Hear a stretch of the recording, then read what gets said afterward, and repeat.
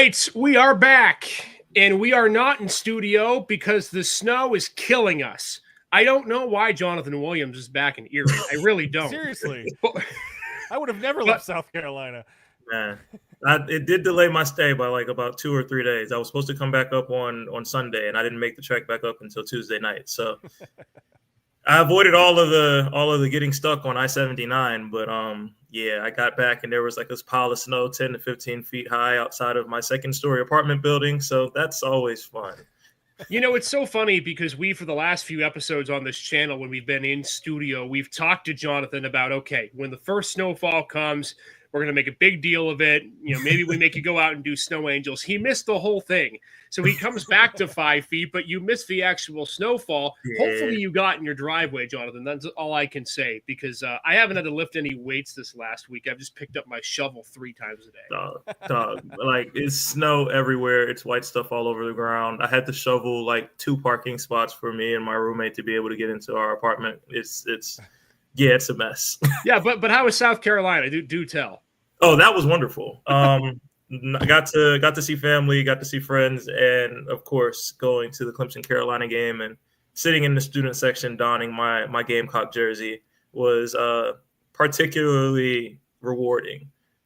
Especially watching us score the go-ahead touchdown to win that game. Got to rush the field at Clemson because they do the whole gather at the Paul thing, and they don't put any restrictions on who's allowed to do that. So Gamecock fans kind of took that over.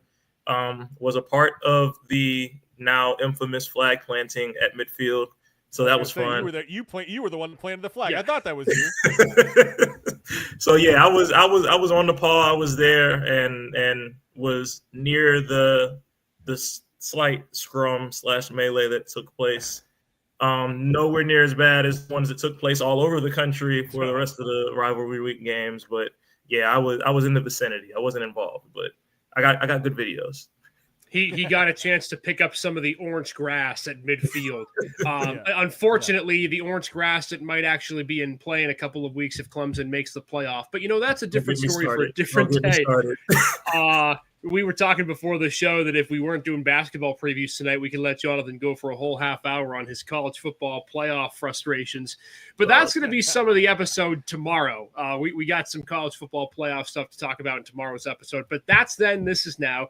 Welcome in, everybody. Hope you're all staying safe. Hope you're staying warm. In all seriousness, it has been a really treacherous weather week in Erie, so hopefully you're staying safe and wherever you may be this week, and we hope that everyone remains safe with another front coming in tonight and tomorrow. This is the Gem City Sports Podcast, our first episode since Thanksgiving. Hope everyone had a wonderful Thanksgiving, and hopefully you're enjoying some of those leftovers as you get set for more football and more sports this weekend. Our show, as always, is brought to you by Revit Investments, keeping financial guidance simple.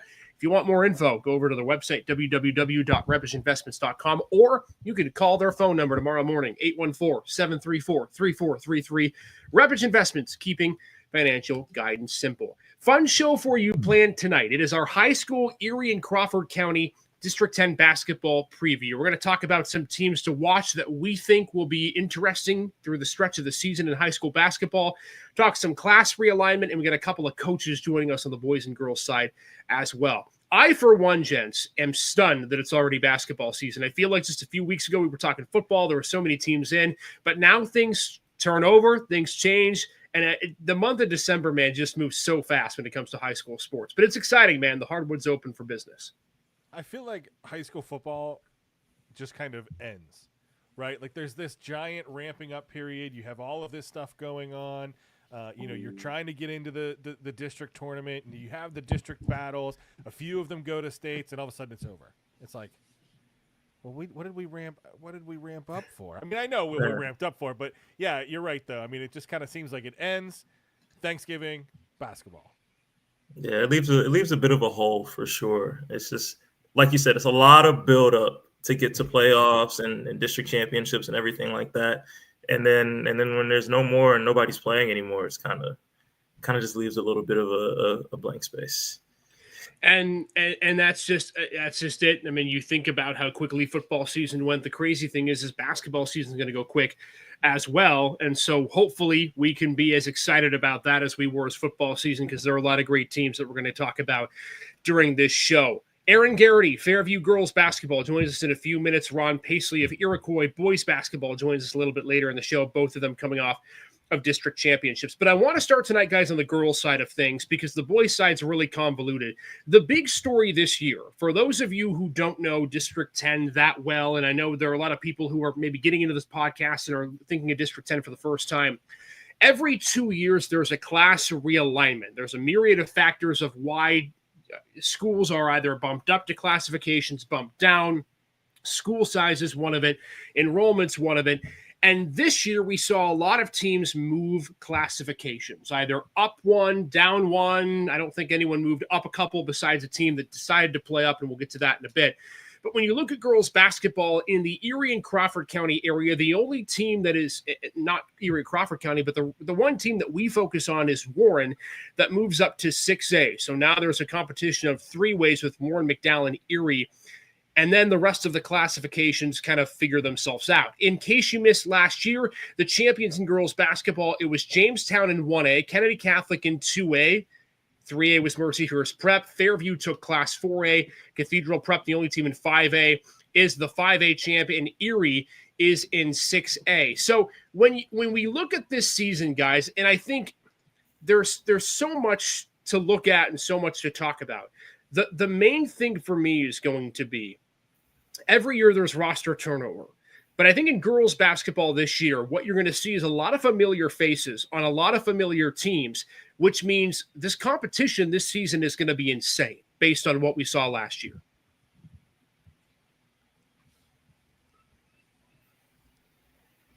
No, yeah. Am I that boring? No, the snow I think is slowing down my internet speeds. I was waiting for it. Yeah, Okay. I'm lagging behind just a tad. Yeah.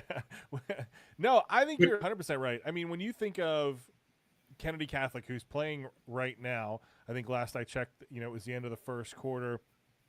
As I'm killing time as I scroll, there it is. Bob Greenberg on X has Blackhawk barely up over Kennedy Catholic, 11-6 at the end of the first. So that's a team that's always there. Kennedy Catholic is there. Blackhawk, we've seen a lot facing against District 10 teams. And it's like we talked about Monday on Flagship City Sports Talk on Talk Erie. It was like having returning players is so important, especially in basketball. I mean, it is for football too and a lot of other sports.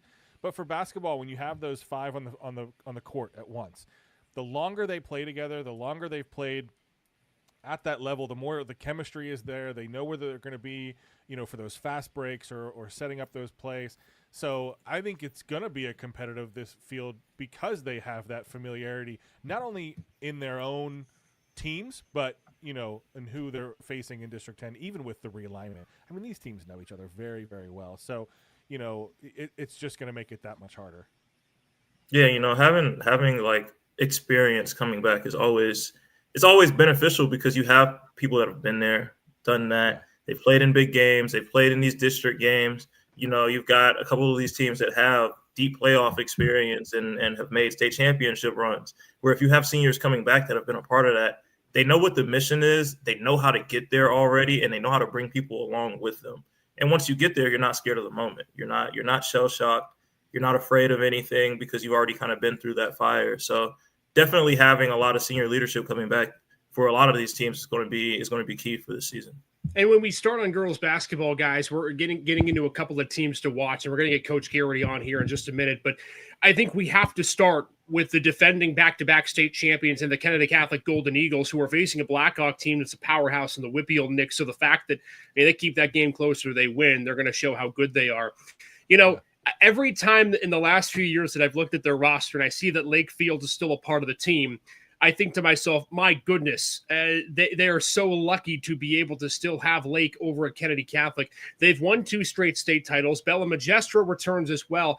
I think this is a team realistically that has a chance to win 3 straight. And when you talk about the class of District 10, yeah, they're not an Erie or Crawford County team. They're going to be a really hard out. And I think if there's one team that you would say, that's the one that I'd put my money on to get back to a state championship, for me, it's Kennedy Catholic again, because they get Fields Magistro back, and they are going to be scary, not just in D10, but the rest of the state. I don't think you can argue with that because having been there the past 2 years, they're, like you said, they're keeping the same team. Yeah, I mean, it's like the Chiefs. You don't want to doubt them until you see it. So, this first game against Blackhawk will be a good maybe measuring stick, but there's a lot of season left. I mean, it's crazy anytime you can bring back someone who's a double average player in high school, let alone a 6-foot post in high school. Like that is a weapon for that Kennedy Catholic team and kind of like a dominant force. So anytime you're able to bring someone like that back and get them back for a senior campaign, it has to make them the favorite. Put that in with all of their experience and put that in with their recent deep runs. Like they are the team right now from day one, I feel like, that is most primed to get back to the state title. They were the champs in 2A in the PIAA and in D10 last year. Maplewood and West Middlesex made states with them. That, for me, is story number one. I think story number two, we're going to get into this in a bit, is the budding rivalry in 3A between Mercyhurst Prep and Northwestern. I think the way that they played each other last year, 1-1 in the regular season, Mercyhurst Prep beat them in the District 10 championship game. That's a big story as well. We're going to get into that in a second. But for me, story number three is what we're going to get to right now. Because we had a team last season that had a bevy of young players, virtually zero seniors at all, and still managed to win a District 10 Class 4A championship. And now they're back, and nearly every player is back this season. And that would be Fairview Tigers girls basketball. And for that, we bring in head coach Aaron Garrity, who is nice enough to join us tonight in his crazy busy week, in a crazy busy snowstorm week. Coach, I just have to ask you, have you been able to get practices in at all? Because it's been crazy. Hi, guys. Yeah, hey, thanks for having me on. And yeah, crazy is a great word to describe the weather up here right now. Yeah, actually, we've had to cancel a couple, but for the most part, our district has been great and really supportive, making sure our girls are safe, and the maintenance crews and everything have been keeping the roads really clear. So we have been able to get into the gym. Just unfortunately, we had to push back. We played last night, our very first game, but we had to push that back a day. And then we just got word that we were in Harbor Creek's tip-off tournament. We got word that our first game will be canceled, but we're hoping that we can play on Saturday, though. Yeah. It's crazy because we talk a lot about how the spring sports are the sports that have to get pushed back days and weeks, and now you're getting some of that in the basketball season as well. But, Coach, we were talking in this basketball preview before we got in about just the way last season went for you.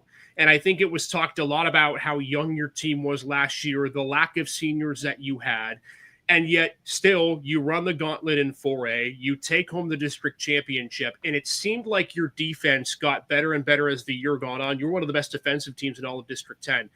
What do you think now this year is going to be the first step you have to take to continue the run with the team that you have, knowing now a lot of them are a year older and your starting five remains almost completely intact? Yeah, I appreciate you saying that. I think we put a lot of pride on our defense. And actually, you're right. We have a lot of girls back. We're missing Ella Garrity, who's now playing at Penn State Barron locally. And she was huge for us defensively, late in the season especially. And that's our goal every year, to continue to improve as the year goes on and to play our best basketball late into the season like we did last year. But our focus this year, again, is to replace what Ella brought us defensively and just really hone in on how we guard and the pride that we take in on that. Yeah. Coach, one of the things that we talked about the last couple shows is in basketball, how important it is at the high school level and the college level, I guess, to have that returning group of players. So I'm going to ask the coach, how big of a deal is that to have that group, that maybe those four starters that have come back and they played with each other last year versus, when you have a senior class that just brings a lot of turnover, what's the difference between that? Or, maybe what's the benefit, if there is a benefit, I guess I should say, of having that returning team? Yeah, no doubt. I mean, I just think the familiarity of them being able to play, the experience that they've had with each other, hands down, has been great. We definitely can see that this year that we're a little bit more seasoned than we have been in the past. But our goal is always, to build a program where the next person steps up. And we've been able to do that. And now this year, though, we've been lucky to have some of that seniority back. So we hope that benefits us for sure. I got one for you, Coach. Name for me, if you have one that comes to mind right away. Name for me maybe a new face and kind of someone that we haven't seen a lot of, a younger player that you feel like is going to have a really big impact on you guys this season, is going to play some decent minutes for you. Sure. No, that's a good question. We I will name one for you here in just a minute, but I would love to just kind of focus on the fact that we have a young group, our JV group this year. I'm really excited to see them, progress as the year goes on. They have helped make our practices really competitive. And I think that's what helps our development over the year. And I hope it continues to do that. We have a sophomore that got some action last year as a freshman, Ella Pizzo, who plays basketball year round and takes it real serious. And she's someone that's going to have to step up and actually she's a starter for us right now currently. And she's a name that if you're asking that I expect to step up and do some good things, we believe in Ella to do that. Yes. Coach, we talked a lot before you came on the show about the class realignment. And I don't think it necessarily gets to girls basketball and D10 as much as it does the boys. And the fact that if you are on the boys side, 4A would look almost completely different. But now you look at your class and the team that you have had to go through really since the COVID pandemic and war, and they're now playing up in 6A. And so, you look at the class and you take a gander at some of the teams you're going to have to play. Does the class realignment in your mind, whether it's your class or whether it's the rest of District 10, do you think it's going to have much of an effect? And in your mind, what does every couple of years the shuffling of team do for you as a coach when you just think of the path you have to take during the season? Yeah, every year it's a little bit different, especially every couple of years when they have to reclassify. And what we focused on, and my athletic director is great. She's really supportive of allowing me to be a little more flexible and help with the scheduling. And what I tried to focus on with the realignment was finding other 4A schools that are further down south. So on our schedule this year, we have a Sharon, which we already played. We have a Hickory. We have a Meadville. We have a Grove City. So I really focused on playing those 4A school teams, just to give us that experience and play schools that are our own size. Yeah. The season's young. We know that. And of course, the games canceled doesn't help you early in the season. And I know it's a long year. And I know last year, you and I kind of talked a little bit about when I was at the TV station, is that you almost have to convince the kids that it's not a sprint, it's a marathon. And I know for you and the experience you've had, and whether it's coaching your daughters or your family members or people that have been able to have success at the second level and the next level, how do you convince a team so early on that you can't blow all your energy out of the gate? Because it seems like there are teams that are better than that than others. And I know you with a young lineup probably have to preach that more than others might.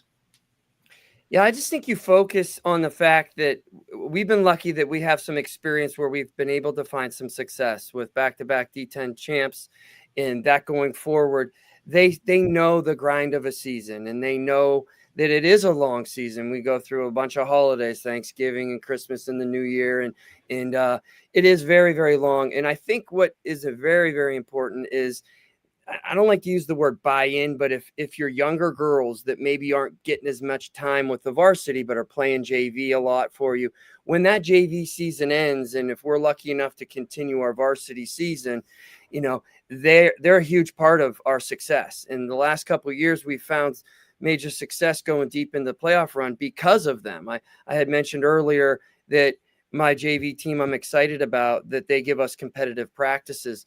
Well, they got to continue to do that for us, when their season is over as well. So it is a long, long season. We as coaches talk about that, and luckily we all love it. That's why we do it. But it is long for the kids, and we realize that. Yeah. Now, Coach, you've been at this a little while. You're not a rookie coach this year. If we could go back and survey some of your players. One of the things we like to do in this show is we like to get to know the person, not just the coach. And what's that key message that you try to send to your players every year? Or does it change every year? And what's that message this year?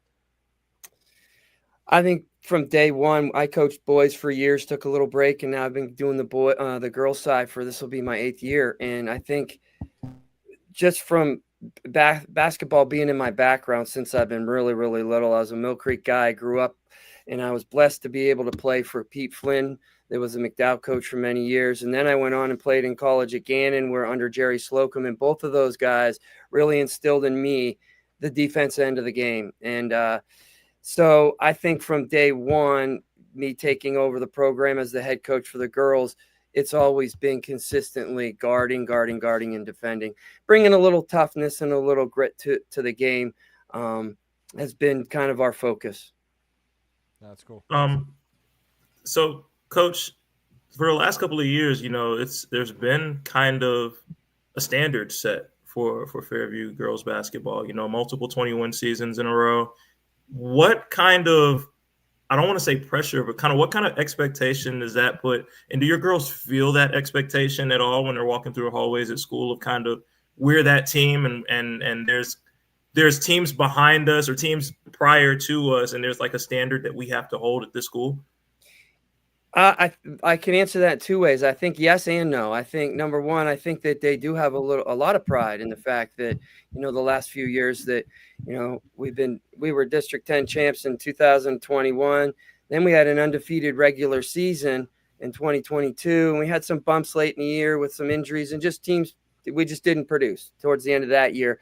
But then the last 2 years, we've been blessed enough to be D10 champs again. So I think there's a ton of pride in that. And I think they see the tradition, but I also, every year before the season, I say, we sit down and we talk about goals and I ask them what's their goal. And the last few years it's been, yes, to repeat as D10 champs. But after that meeting, we don't talk about that ever again. And maybe that's right or wrong. Maybe some people believe that that's a good approach or not, but my approach is nothing more than game to game, focusing on us. We just got done talking about it being a long season. So we just try and just break it down game by game, week by week, and approach it that way. Yep. Aaron Garrity, Fairview girls basketball head coach. I got one more for you before we let you go. And we have been talking through this interview just about the grind of the season, how long the season goes. And with that, you have to learn early on your identity of the team, as you mentioned, and then what your team listens to and understands. What's the one thing that you hope this team can take out of the early part of the season as you gear up for what will be region play in 2025 and beyond? That is exactly what you just said. It's a long season. There might be some ups and downs, but if we believe in each other and we keep working and believe in what the coaches are trying to get through to them and just be together as one, good things can happen for us. Yeah. By the way, Coach, can I just say you and a last couple of podcast guests have really outdone us with your backgrounds. Have you done this before? Well, you've had me on the last few years and represented Fairview in a great way. Anytime you ask for anything, hey, I think you represent this area and you do it for the right reasons. You put the kids first, and I was happy to be on here with you guys tonight. Not just necessarily to represent Fairview and our girls, but more so to just talk hoops and a passion in my life. So yeah, hey, thanks for having us on, and thanks for having me on. Yeah. Hey, Coach, it's going to be a great year. Best of luck this year, man. We'll get on to a couple of your games, and just stay safe, stay warm, and make sure that driveway's shoveled, man, because I think more's coming in our neck of the woods in West County. I know. We got to get through this. All right. Hey, guys, thank you to all three of you, and have a good holidays. Thank you. All right. You too, Coach. Thanks. All right. That's head coach Aaron Garrity of Fairview girls basketball. They're getting ready for the start of their season. Of course, like you mentioned, they played last night. They got a couple of games maybe coming up in the next few days, depending on how those tournaments go and if they're going to be canceled. It seems like a lot of those games tomorrow, Saturday, are going to be canceled. Guys, it's so interesting because you talk to a team like Fairview that's built on defense, and then you look at some of our other teams to watch in 4A, and I'm thinking, okay, if there's a team that I think might be able to give Fairview a run for their money, if you will, and there are plenty of them, don't get me wrong, every year things are competitive, For me, I look at a team like Harbor Creek, and I think every single year, this is a squad that always seems to be able to get players over and over and over, despite who they lose. Brooke Przbilski comes back this year after 1,000 point. She went over the 1,000 point for her career plateau last year. Talon King, Elise Benham, they're back. I think that could be interesting in 4A. But I want to end with this in girls basketball before we get to the boys side, guys, because in case you missed last year. And I know there are a lot of games. A lot of people miss a lot of games. But for me, the second biggest story outside of Kennedy Catholic in District 10 basketball this year is going to be Northwestern Mercyhurst Prep and going toe-to-toe again. To get to see last year the matchup between Olivia Kulik and Michaela Presser-Palmer, one of which who's, of course, graduated and isn't really going to be, of course, a factor. And I understand that, you look at this year, they're not in 3. They're both not in 3A anymore. I hope they get a chance to go up against each other at some point in the year. But I wonder how much Mercyhurst Prep and Northwestern's rivalry, albeit, the two teams sitting where they are right now, I'm really interested to see just exactly how they match up with each other this year. And for me, that's going to be one of my huge stories. You look at Region 3, you look at the two teams in Class 3A, Mercyhurst Prep sitting there in 3, Northwestern sitting there in 3. That, to me, is going to be another huge part of the rivalry this year between these two teams because Michaela Presser-Palmer comes back. Mari Nixon, Sienna Thrower, a bunch of other players return for the Lakers. I'm just interested to see that matchup, and that was really part of girls basketball last year. That was one of the most intriguing things for me. I think it's going to come down to the stars in that one, and I think Olivia Kulik, yes, they have some people coming up, but Kulik is a big pair of shoes to fill. She was a great shooter. She was hard to guard on the outside. Yep, and where that gives Northwestern the up is in Michaela Presser-Palmer. Presser-Palmer was so much fun to watch last year, and I think we've kind of talked about this with her kind of being, maybe on that short list of the preseason D10 Player of the Year. So I think if you're gonna look at those two teams, in preseason is so tough. Like Coach said, there's so many games. I think you got to edge Northwestern in that rivalry this year. It's hard. It's hard. Dan Perfetto's team is good. You're gonna get to see it though. If these schedules are right that I'm looking at, they got two matchups. They got two matchups this season, so we're gonna get 2 iterations of that, and we're gonna get to see which of those teams has improved most from last season when they. If I see it correctly, they split last year 1-1. They did in the regular season. They ended up meeting in the District 10 championship game. Mercyhurst Prep won that game in really convincing fashion. It was arguably their best game of the year. And I guess what I mean when I say I hope they see each other, I hope they see each other when they're playing their best. I think last year you could kind of make the argument that when the games went the way that they did, I don't know if either team was necessarily at their best. There were a couple of stretches in the season where for Northwestern, they didn't necessarily have their role players that were playing as well. And I think for Mercyhurst Prep is they were just trying to figure out themselves a little bit. Dan Perfetto does a great job of getting his team better as the year goes on.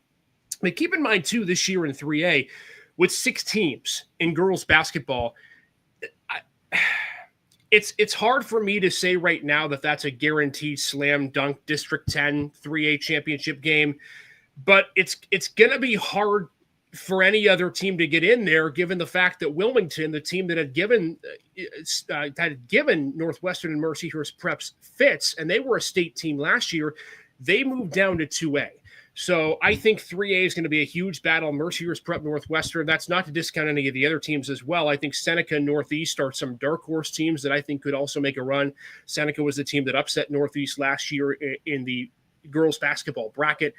They ended up getting a game against Mercyhurst Prep in the semifinals. So I think that could be an interesting bracket as well in girls basketball. And so that's a little bit of what we could see this season on the girls side and what's going to be an exciting year and so much excitement to get to this year in girls basketball. But, on the boys side, there's a lot more parity and there's a lot more mix-ups and there's a lot more realignment. We're going to get into all that in just a second. Before we do, though, of course, want to mention our show. As always, it's sponsored by Rebich Investments. It's keeping financial guidance simple. You can go over to the website, www.rebichinvestments.com, or give them a call, 814-734-3433. A lot of teams to talk about in boys basketball, specifically in Erie and Crawford County. But before we get into the meat of that, we want to get into our next guest and kind of pick his brain about what he saw last season. What he saw last year was an incredible run to the District 10 2A Boys Basketball Championship. Ron Paisley joining us from Iroquois Boys on this wonderful, beautiful Thursday night. Coach, what's new? How are you? Oh, man, I'm doing great. I just wish we would be able to play some games and stop looking at so much snow. Yeah, start ramping up and more happening, and all of a sudden, here's 3 feet of snow. Oh, yeah, it's been tough. It's just been tough just sitting in the house, hibernating, waiting for this snow to clear up. We were able to have a couple of practices. We were actually gearing up to play on Fridays. Black Friday was supposed to be our first game. Of course, we got hit with all the snow, and then we just kind of came to a screeching halt. We were able to get in Monday and have a practice. We practiced Tuesday. Kids have just been chomping at the bit. I know they're going. They got cabin fever, so we actually had to shut things down again today. So we weren't able to practice because school was canceled. But I think things looks like it might clear up, so we might be able to get back in the gym tomorrow because we do have a game on Saturday. It's we joked with Aaron Garrity, who was on this program just before you came on, and we said, spring sports are normally the sports that games get pushed back. Winter's now feeling the brunt of that. And ironically, it's the same precipitation that's going to probably push spring sports back too anyway. But Coach, let's just go back in the time machine just a bit to last year. And I vividly remember interviewing you on the court after you beat Cambridge Springs to come all the way from the 6th seed to win the 2A championship. You hadn't won a District 10 championship in boys basketball in 50 years. And I think there was an understanding, maybe not in the greatest of ways, that at Iroquois, it didn't seem possible before you came in and before that team came in. How big of a lift, whether it was at the continuation of the season last year or the offseason going into this season, was winning a District 10 championship for Iroquois basketball with the mindset that you have coming into this season? I think it was extreme. It was huge. It was huge for the community. It was huge for the school. It was huge for the student athletes. I don't think it just impacted the basketball program, but I think it impacted the entire sports program of Iroquois. It was huge. I think the kids really bought into what my staff came in and what we had planned to do. We had already put it in their minds that our goal was to win District 10, and they believed it. But I think it really impacted, I think, the entire community. It was huge. Just looking back to last year. Go ahead, Nick. No, and you could feel that. I mean, it was fun to cover. Like we got hype covering it and looking at it, and you saw the community rally around too. I mean, it was such a beautiful moment. First in '74, and there's a lot of pride that comes into that. You could see a lot of that community pride coming from whether they were people that were there in the set, like in high school in the 70s, 80s, 90s. I mean, it was every generation was there and backing you guys, and it was a lot of fun. Obviously, this year you're jumping from 2A to 3A. You're coming off of the District 10 title. How are you prepping, or are you prepping any differently for 3A this year? We have prepped a little bit different with our schedule. The way we scheduled this year is much different than what it has been in the past. I know people who are used to seeing a 2A schedule, even Iroquois, some of the county people are like, is this guy crazy? And who he has in his schedule. We actually have Erie High on the schedule. We have Hickory on the schedule. We have Sharon on the schedule twice. And then, when we finally saw how the PIAA kind of aligned everything with the region is ridiculous. To say the least. It's like it's like the old ECL league with with just some of the other teams not in there, like Seneca and Fort LaBeouf, but it's a gauntlet. And so the way we prepare to make another run is through the strength of our schedule. We have a lot of 4A teams on that schedule, but it's purposeful why we did that on purpose. It's a reason why we did that. And you look at last year, it's so interesting because what I remember when I was still at the TV station and we did our bracket predictions, which a lot of people got upset that we did those, but that's nor here nor there. I remember specifically looking at you guys as a 6 seed and thinking, man, I get that their record isn't as substantial as some of the other teams, but you had played a lot of 3A teams during the season, right? Whether it was the Fairviews of the world, the Girards of the world, and that competition, I'm sure, helped you. And my question to you is, I know we laugh about, the death row region, if you will, Region 6, but I imagine that's something you guys are probably excited for in your neck of the woods. Absolutely. We're excited. It's competition. Every night is going to be a battle. Those are teams that are in our region, or teams that I was planning to schedule if we weren't going to be in the same region. So we're excited about it. We really are. We're just looking forward to get started. And the kids are excited about it. A lot of these teams that we play, a lot of these kids play travel ball against each other or play travel ball with each other. A lot of these kids know each other. So the competition, the competitiveness against each other is going to be great. Coach, for someone like me who is new to the D10 area, new to Pennsylvania, new to Erie, kind of describe for me two things. One, you guys' style of play at Iroquois and just kind of what I can expect to see when I come out to an Iroquois Braves basketball game. And then two, like kind of just what your evaluation of the overall style of play in the area is. Oh man. So I go back to how I really want to play, opposed to what the kids, the students or the players that we have and how we are going to play. We're long. We're a big team. The length that we have, we're 6'6", 6'4", 6'4", 6'2". We have some size, so we're going to utilize that size. Really trying to put our better players in position to score. And we also have some scrappy guards. So you're going to see a very hard playing team who gets after you on the defensive end, match up. We're man up, but there's other ways, other styles that we're going to play, not to try to disclose too much of what we're going to do. But but you'll see a hard playing team. A lot of people want us to get out and run. I mean, last year was exciting. People, the high flying dunks, we got a couple guys that can get above the rim. But for me, what wins games is defense. If you can't defend and you can't get stops, no matter how high flying we are and how many points we put on the board, we got to be able to stop people. So you're going to see a hard-nosed team playing hard.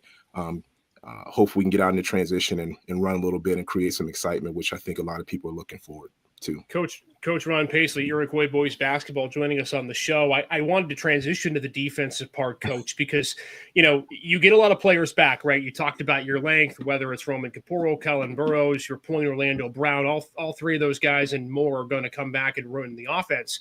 But you talked at length about Javion Lucas and how his senior leadership and how his defense was such a big part of the game. What will be the key this year in replacing him defensively and just your defense in general, knowing a lot of the teams in your region are going to score points? I'm glad you brought that up about Javion. And not only was Javion Lucas a huge part, was also Devin Brink, who came over. He transferred in his senior year. I think we didn't realize how big of a loss they are. I mean, not only from a defensive standpoint, but from a leadership standpoint. Losing Javion and losing Devin, they're big pieces. They're big shoes that we have to fill. We have to find that leadership. I think we found it in Kellen. We're looking for maybe one or two more guys to step up. So being able to fill the shoes of Jay, that's where a lot of guys have to step in. That's where Marcus Brigger has to step in. You probably haven't seen him. He was a JV player last year. We've seen some tremendous progress from him.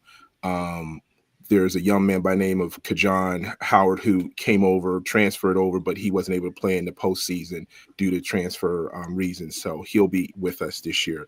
But losing Devin and losing Jay was huge. And seeing that, we see it now. But some people, I think a lot of us are going to have to step up. I want to ask you just about the scene of District 10 in Erie County basketball, because, you brought up, okay, Region 6 is going to be essentially the ECL. Region 5 is a lot of those teams as well. you're going to be playing some teams that you're playing up. But, you go back to that District 10 championship game. Nick was talking about how many people were a part of it. They broke fire codes in Mercyhurst. I mean, that building was packed. And I think what we've seen, in basketball in this landscape in general, is that, at least in my lifetime, when I was growing up in the early 2000s, it was extremely popular. You would sell out Macomb, you would sell out the Hammer Mill, you would sell out any place that you put a game in if it was two Erie County teams. And then I think around the late 2010s or something, it seemed like it dropped off a bit. Now it seems like it's back.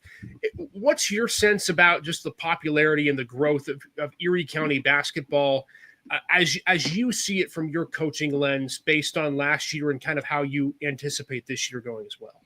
I see it slowly coming back. I mean, I played ball here myself. I remember, playing at, East, playing at Strong Vincent. I remember packing out the Audi, and every night was an exciting game. I think it's definitely, with us creating some excitement, I think you're going to see the gyms. I'm hoping that we see the gyms packed because there's so much parity with each other, and I think there's a lot of balance among teams. I don't think there's going to be anybody, I would say, just getting blown out. I think every game is going to be a very competitive game. So I'm hoping that people will come. And I think with us making this long run, making our first state playoff game and selling out our gymnasium, that gym has never been that packed ever. And I think that a lot of people are looking forward to seeing what Iroquois basketball is doing this year. I think we've raised a lot of eyebrows. We tell our kids too that we're no longer hunting, we're being hunted. We always tell them that we got a big target on our back, so we got to expect everybody's best game. And I think hopefully that's going to create more people coming out and seeing a lot of exciting basketball. Coach, you spoke to kind of the schedule that you kind of crafted and how people might call you a little bit crazy for some of the teams that you're going to play. And then, of course, the difficulty of the region. Is there one team, and I know coaches hate answering this question, is there one team in particular or one game in particular that you're looking at that schedule and you're kind of juiced for? Like you've got it circled on the schedule and you're ready to play that one? You're gonna create some. You want me to create some problems? Hey, that's what we're here for. You already mentioned Erie High, so we know that. I know you have an answer. You don't have to say it, but I know what your answer is. I'm going to tell you, as much as you may think that it's probably like, for whatever reason, I think there's this competition between us and Fairview. There's definitely that competition between us and Northeast. Harbor Creek. The one thing I'm excited about really is bringing the Battle of the Bridge back, because when I first came back, I remember growing up, I graduated in '87. I remember always hearing about the Battle of the Bridge. I know we brought it back for football. I had talked to Ryan Smock and said, hey, I'd love to. This is before the region was set up. I said, I'd love to get you guys back in the schedule. For whatever reason, we don't have that game anymore. So I think that game, the Battle of the Bridge, it'll be two games, instead of just one. Football just has one, but we'll have two games. I'm looking forward to that game. I think that's going to create a lot of excitement because you're just, across the bridge from them. But the reason why I keep mentioning Erie High has nothing. It all has to do is that's where I come from. I'm a city kid. I grew up in the city. My heart is still in the city as far as a lot of people that I have relationships with, young people who play within the travel program that I run.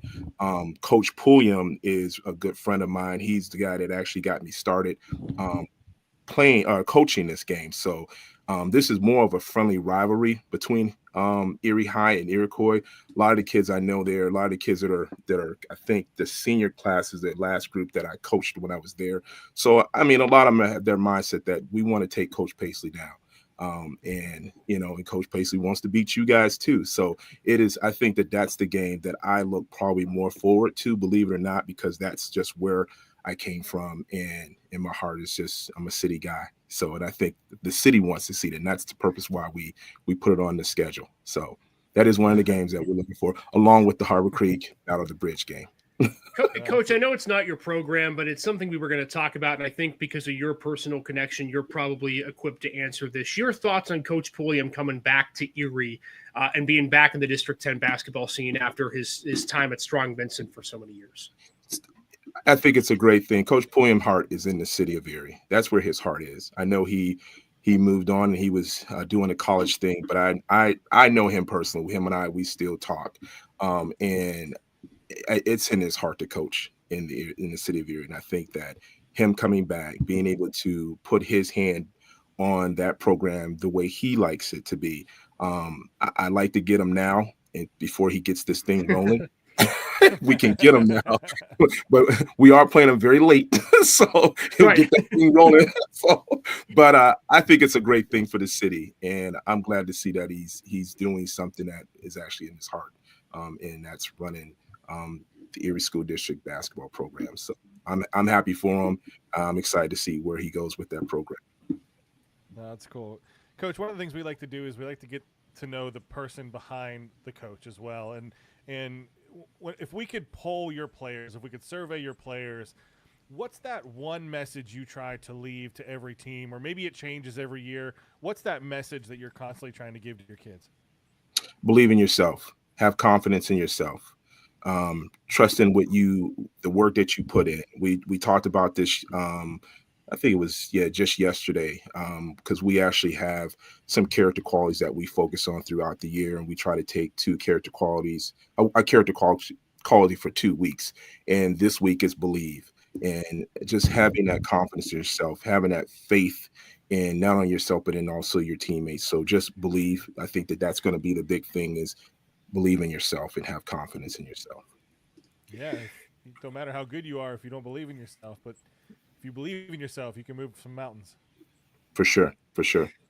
Coach, it was wonderful last year to watch your program blossom and take flight. Only imagine what new heights it's going to take this year. We can't wait to see you play when you do play. Hopefully you do get a game in at some point.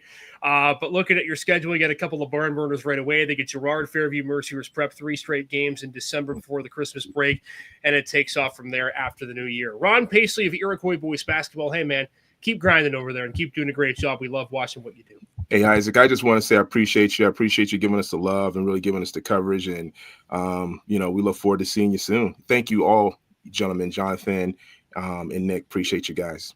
Look forward to seeing you, Coach. Yes, sir. Well, we'll be out. We'll be out. Maybe the Battle of the Bridge. If we're the ones to break the fire, Coach, we apologize in advance because we know that's going to happen. Sure. Thanks, gentlemen. All right. We'll talk to you later on. All right, that's Ron Paisley, Iroquois Boys Basketball. I love the guy. I think he's done such a good job with the Iroquois basketball program. And, guys, we talk a lot about how in football there have been so many young coaches and new coaches who have come in and done wonders with football rather. I think it's the same with hoops. And what you're starting to see now is the quality of coaching. It was great before. I think it's even better now. Whether it's, Ron Paisley over with Iroquois, you look at another team in this region the last few years, what Mark Schreier's done at Girard. I just think the competition continues to get so much better and better, specifically in Erie County, because, let's face it, there have been a few teams that have been the standard in this area for 10 plus years. And I think now you're starting to see a little bit of parity, and I don't think that's a bad thing. No, it's never a bad thing. I remember when I first moved here, I'm a big football guy, as you guys know, but it's getting to talk football, and Erie County football is huge. And I had somebody tell me one time, like, if you think football's big, wait till basketball. And they were right. I mean, the rivalries, the competition, the parity at the boys level. I mean, yes, we're going from one season to the next, from football to basketball, but that level of excitement and that level of competition doesn't change. And it is fun to see, you're talking about new coaches coming back, but you're also seeing some old coaches come back. And it's just because everyone's just trying to get that edge. What's that one next thing that's going to get them, over the hump to be that district champ? Yeah, I can't wait to get out to some of the games and kind of see how the county comes out for basketball. It's football is obviously, like, I'm a football guy as well, Nick, but there's something like playing in front of a packed gym. There's something like being in a packed gym. Everybody smushed in together. You're trying to fit the entire town or the entire city into one small building. Like, it's just something about that's electric. And I can't wait to experience it up here in Erie. It was so wonderful. And I think we talked to Coach about the growth and development of Erie County basketball. I mean, there's always been a fan passion for it, no question. But I think in getting to see some of these rivalries renewed, Ron mentioned the ECL and how Region 6 is going to be a lot of that this year. But then I just look at the fact that teams have delivered and have allowed fans to be in big environment games. You know, Iroquois, Cambridge Springs, two really passionate basketball programs that Cambridge Springs has had more success, but Iroquois now comes back.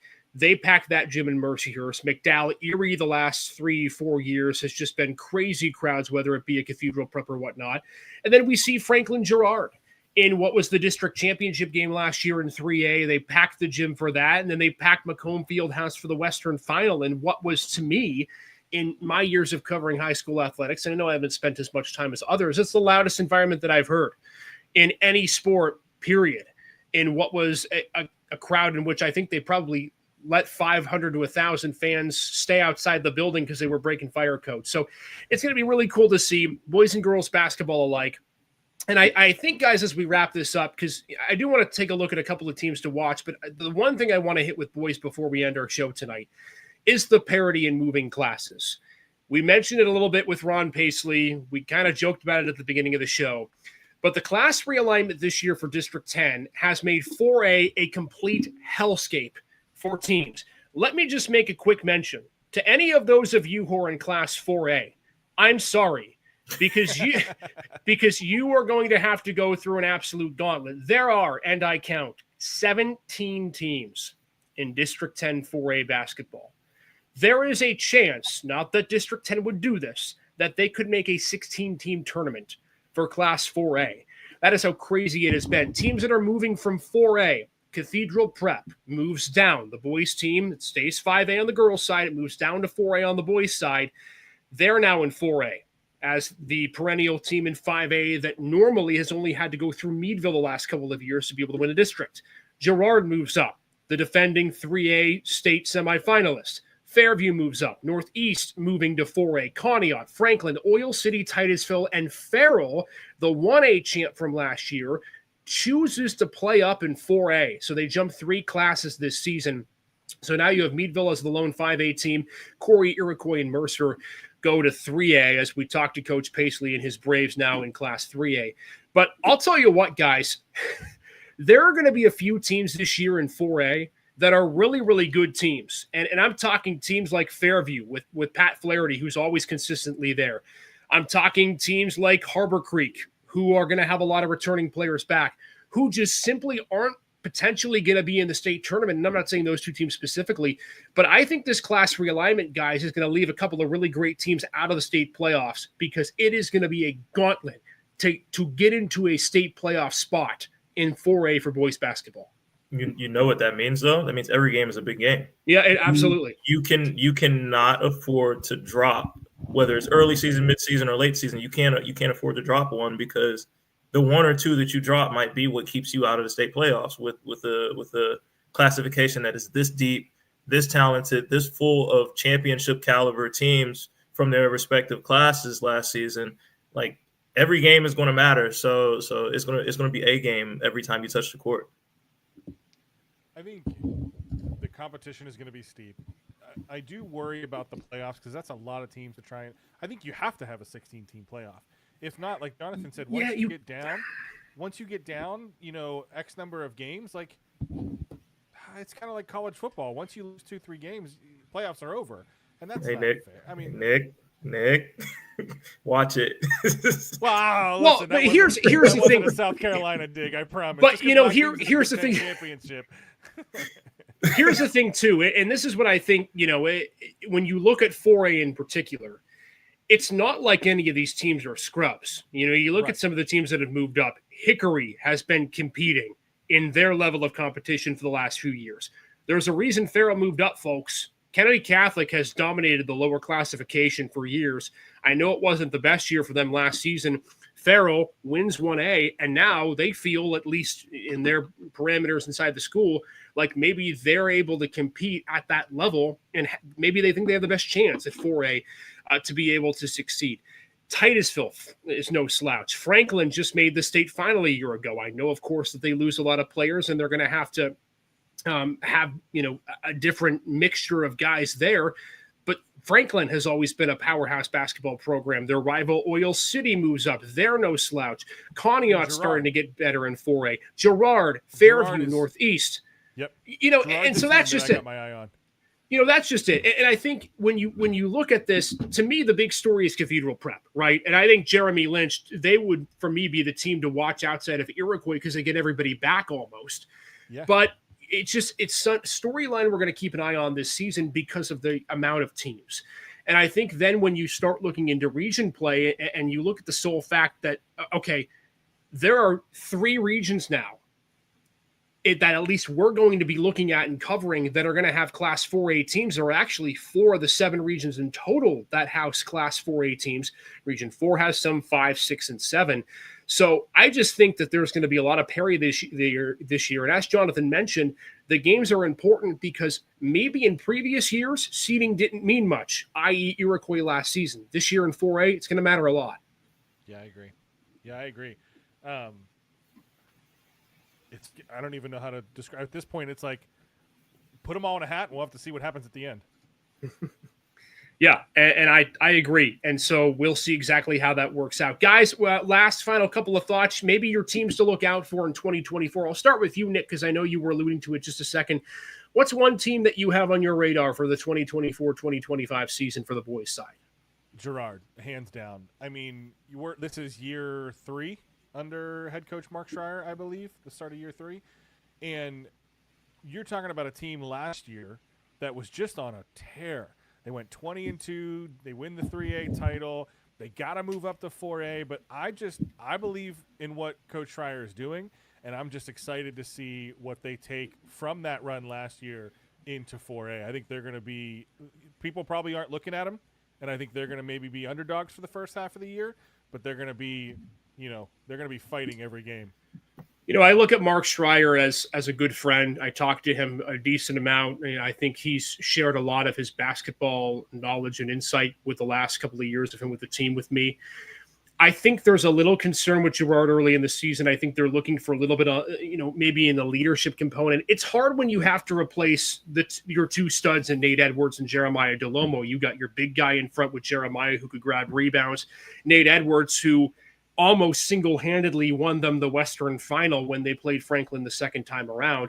Kenny Godoy is going to have to take a huge step. If he is the shooter that he was in the second half of the season, I think Girard's going to be a pretty good team, but they're going to have to find some depth. I think, though, Mark Schreier is the guy to do it. Anyone, Jonathan, and I know as the new resident Erie basketball fan, maybe you're not wanting to answer this question now, but just give me a team. You can even say Iroquois for all intents and purposes. Maybe a team that you think is intriguing here based on your quick look into the start of the season.